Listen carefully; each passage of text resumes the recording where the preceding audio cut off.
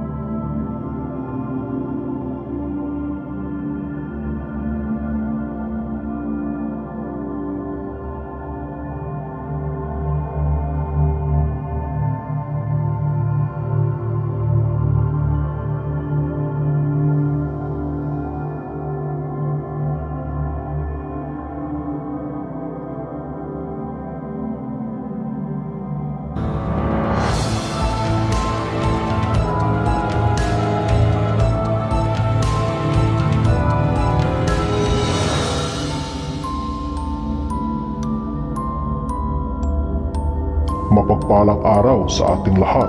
Welcome sa aking munting channel. Naway nasa mabuti kayong kalagayan. Sa episode na ito, magbabahagi na naman tayo ng isang kaunting kaalaman tungkol sa orasyon. Pero bago ko ipagpapatuloy, kung ngayon ka lang napadaan sa aking munting channel at gusto mo ang ganitong klaseng video kung saan maragdagan ang iyong kaalaman patungkol sa agimat, mutya, anting-anting, orasyon, kasaysayan, tradisyon at paniniwala sa kapangyarihan, ay mag-subscribe na at i-click ang bell icon para lagi kang ma-update sa tuwing may bago tayong videos na i-upload.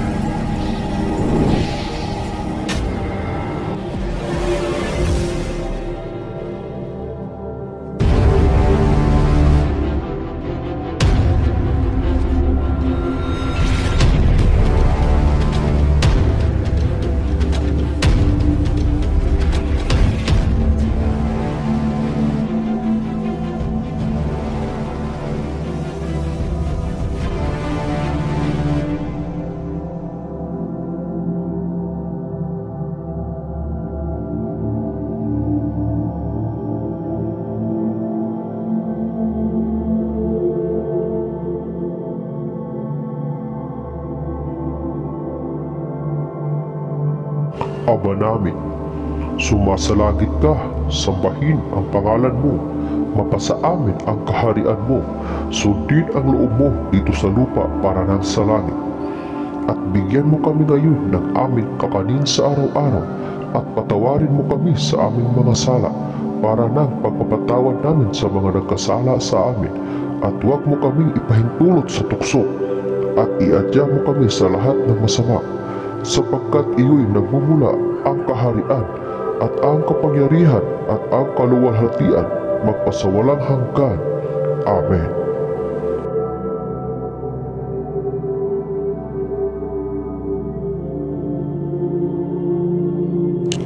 Aba Ginoong Maria, na puno ka ng grasya, ang Panginoong Diyos ay sumasa iyo. Bukod kang pinagpala sa babaeng lahat, at pinagpala naman ang iyong anak na si Jesus. Santa Maria, Ina ng Diyos, ipanalangin mo kaming makasalanan, ngayon at kung kami mamamatay. Amen.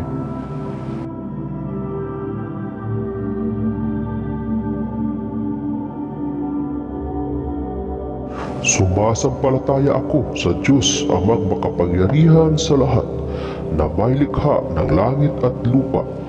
Sumasampalataya ako kay Hesukristo, iisang anak ng Diyos, Panginoon nating lahat. Nagkatawang tao siya na lang ng Espiritu Santo, ipinanganak ni Santa Maria ang Birhen, ipinagkasakit ni Poncio Pilato, ipinako sa krus na patay at inilibing, nanaok sa kinaroroonan ng mga yumao. Nang ikatlong araw na buhay namang uli, umakyat sa langit, naluklok sa kanan ng Diyos amang makapangyarihan sa lahat, at doon nagmumulang pariritot, maghukom sa mga nangabubuhay at nangamatay na tao. Sumasampalataya ako sa Espiritu Santo, sa banal na simbahang Katolika, sa kasamahan ng mga banal, sa kapatawaran ng mga kasalanan, sa pagkabuhay na manguli ng nangamatay na tao, at sa buhay na walang hanggan. Amen.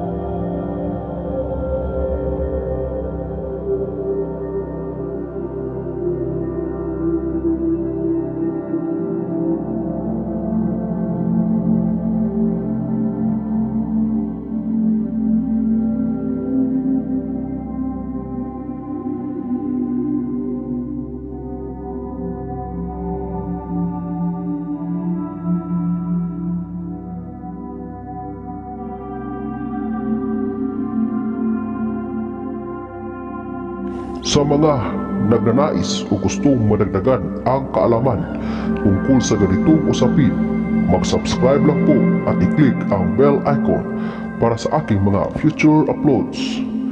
Panoorin ang aking mga nakaraang video para dagdag kaalaman. Salamat po. God bless us all. Hanggang sa susunod na episode, ito pa rin ang inyong lingkod, kapangyarihan sa paniniwala.